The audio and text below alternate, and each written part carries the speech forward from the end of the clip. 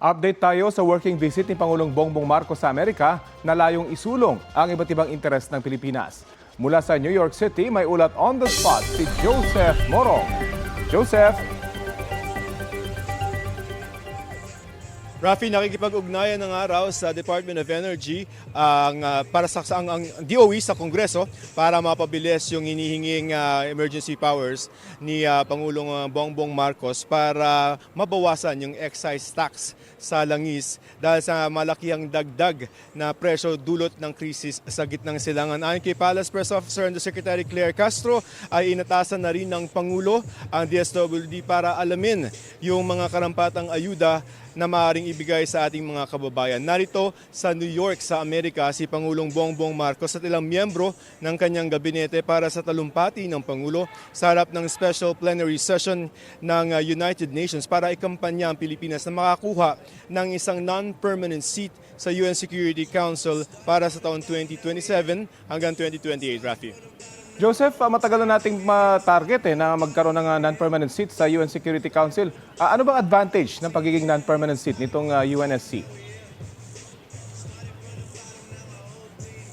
Sorry, Rafi, alam mo naman, New York medyo maingay. Pakiulit ng tanong. Nasa sa Central Square ka yata, Joseph. Ano yung magiging advantage ba pag naging permanent seat sa UN Security Council? Matagal na nating target ito eh. At maraming beses na rin naman na naging miyembro tayo, non-permanent member. Pero sa pagkakataong ito, tamang panahon daw ito ayon sa ating gobyerno, ayon din sa ating embahada rito sa New York, dahil sa nangyayari sa bansa, yung Middle East at syempre yung issue sa South China Sea. Kapag nagkaroon tayo, naging miyembro tayo ng UN Security Council, magkakaroon tayo ng boses dahil bumoboto yung mga miyembro sa ilang mga aksyon ng United Nations. Halimbawa, yung pagsasanction sa mga bansa o kahit yung paggamit ng puwersa or force sa ilang mga pagkakataon. So, kumbaga, maliit na bansa man ng Pilipinas kumpara sa ibang malalaking bansa, at least may boses tayo na kung kinakailangan na magpasa ng resolusyon ng United Nations sa mga issue, Rafi. Joseph, may nabanggit na ba ang Pangulo kung anong ilalatag niya kapag pinag-usapan itong issue sa Middle East? Anong posisyon ng Pilipinas dito?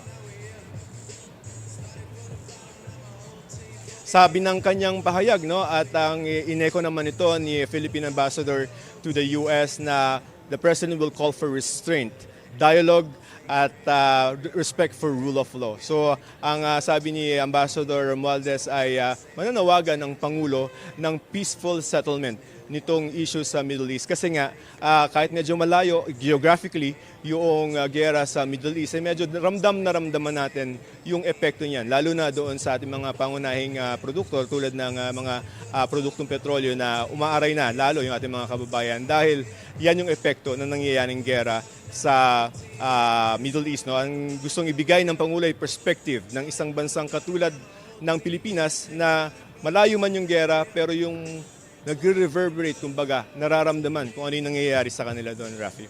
Nabanggit ba, Joseph, ng ambassador kung merong concern doon sa sensitivity ni US President Donald Trump pagdating sa isyung ito?